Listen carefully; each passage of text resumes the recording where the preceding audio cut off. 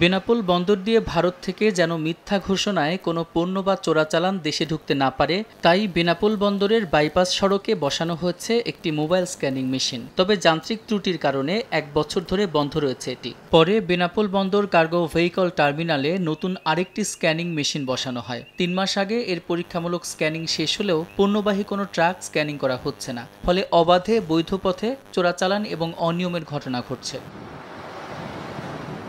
ভারতের পেট্রাপোল সীমান্তের তথ্য, গেল 1 বছরে পণ্যবাহী ট্রাক থেকে 16টি স্বর্ণ চালান ধরেছে সীমান্তরক্ষী বিএসএফ। প্রায়ই ঘটছে মিথ্যা ঘোষণা দিয়ে আমদানির ঘটনা। এই স্ক্যানিং মেশিন পরিচালনায় কোটি কোটি টাকা খরচ হচ্ছে, কিন্তু এটি কোনো কাজে আসছে না। বন্দরে স্ক্যান মেশিন থাকলে আমাদের সুবিধা হয়, আমাদের চোরাচালান হবে না, আমরা সুবিধাভাবে যেতে পারবো, যেতে আসতে পারবো। নিরাপদ বাণিজ্য নিশ্চিত করতে কাস্টমসকে দ্রুত স্ক্যানিং চালুর অনুরোধ করেছে বেনাপোল বন্দর কর্তৃপক্ষ।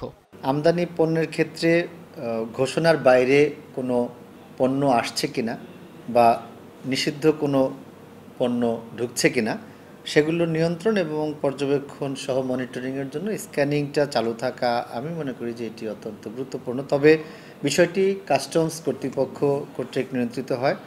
আমি কাস্টমসকে অনুরোধ করব যে এটি প্রয়োজনের ভিত্তিতে যদি প্রয়োজন হয় তাহলে সে যেন সচল রাখা। বেনাপোল বন্দরে বাণিজ্য নিরাপত্তায় নজরদারিতে কাজ করছে কাস্টমস, বন্দর, বিজিবি এবং সরকারি গোয়েন্দা সংস্থা। সময় সংবাদ, বেনাপোল।